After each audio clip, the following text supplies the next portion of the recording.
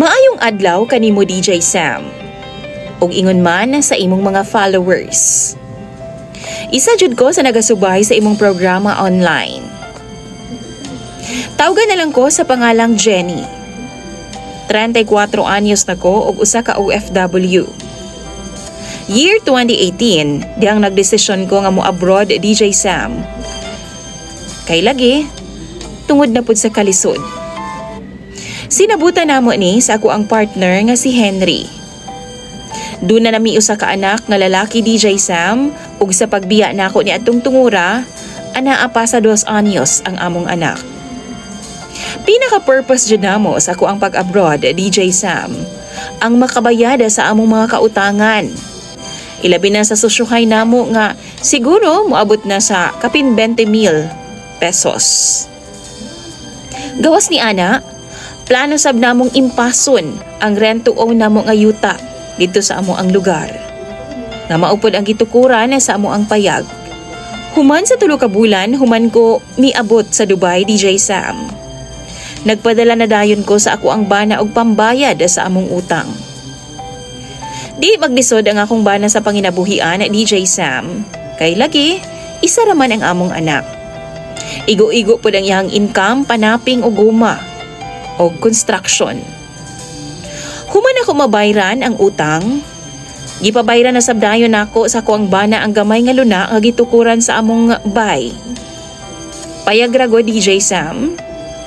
Ug maayon na lang kay napalit ra namo og 25,000. Medyo barato pa kay bukid-bukid pa man gud ang among lugar DJ Sam. Gawas ni ana, ninang rapod namo sa kasal ang tag-iya sa lote. Kaluoy sa Ginoo DJ Sam, wa pa man mahuman ang akong unang kontrata, nakahuman nami og bayad sa among mga kautangan. Ug napalit na namo ang lote ug nindot kaayo sa feeling. Sugda na unta namo og paayos ang among payag DJ Sam. Himuon namong bisan lang gud og gamayng disente lang. Apan mibuto ang pandemic. Maong na-stop una.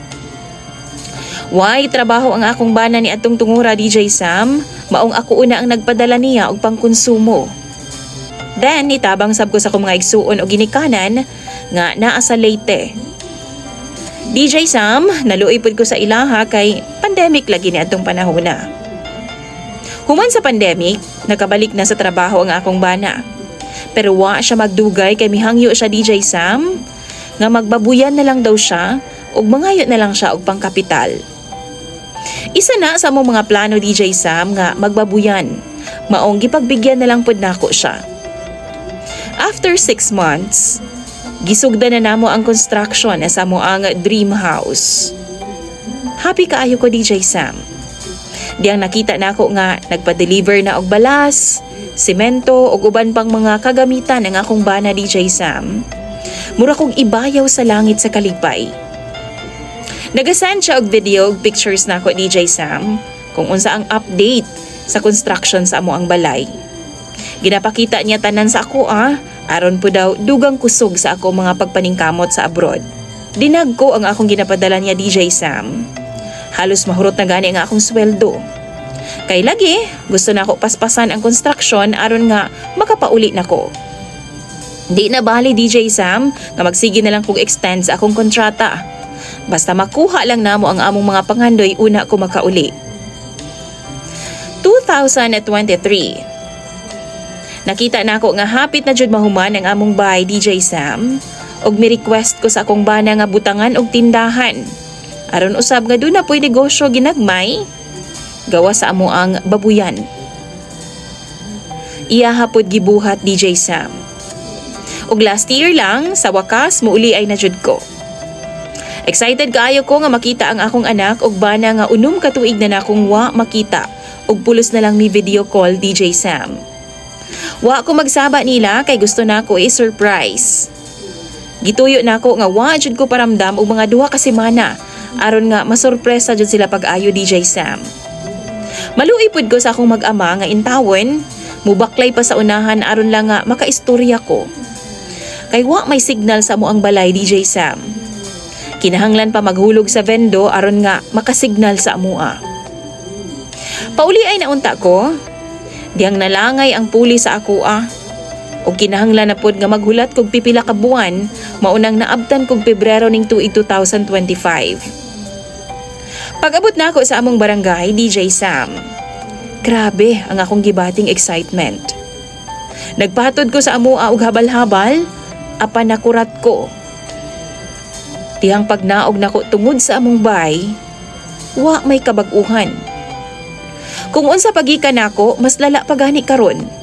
Kay buslot-buslot naman ang among payag ug ingon sa way tao nga nagpuyo. Wa pud ko'y makita nga tangkal sa baboy, DJ Sam. Sama sa giingon sa ko ang bana. Samot na nga, bisan dalunggan sa baboy, wa jud ko'y mahagilap. Giisip na lang nako, DJ Sam, base nakapalit og laing lote nga akong bana ug mas duol dito sa may venduhan. Ug iyaha lang siguro kong i-surprise. Sakto nga miabli ang batang lalaki sa pultahan, DJ Sam. Anak nako, nga hasta gyud intawong Yagita og murag pila ka adlaw nga way kaligo. Gigakos nako siya, DJ Sam, ug akong gipangutana asa iyang papa. Tua daw sa sabungan. Dali-dali kog apa sa sabungan, DJ Sam, kuyog ang akong anak ug dito nako naabdan akong bana nga perting lingawa jud sa iyahang sabong. Giduol siya sa akong anak og gihunghungan. Paglingi niya nako, perti niyang kurata. Mura siyag nakakita og multo, DJ Sam. Gisigahan ako siyag mata, DJ Sam, og diretso ko pa uli sa amoang bay, og nisunod pud silang duha. Pag-abot nako dito sa among payag, gi-confess niya tanan nako nga nahurot ra day ang tanan na kong gipada sa iyaha. Didto paingon sa iyahang bisyo, DJ Sam. Og ang babuyan nga iyahang ingon, sa amoa di ang silingan. Ang mga balas o mga materyales nga iyang gividyuhan nga mao'y pag-deliver sa amoa di ang silingan. Og ang design kunuhay sa balay og update sa balay. Nakuha ra daw niya sa internet o bisan asa nga pwede niyang mavidyuhan. DJ Sam, mura ko gibuhusan og ininit nga tubig sa ako mga nadungog. Why bili di ay ang akong sakripisyo sa abroad para sa amo ang mga plano og damgo para sa pamilya. DJ Sam, tungod sa akong kalagot ako siyang gipalayas o gipapauli nako siya sa ilaha.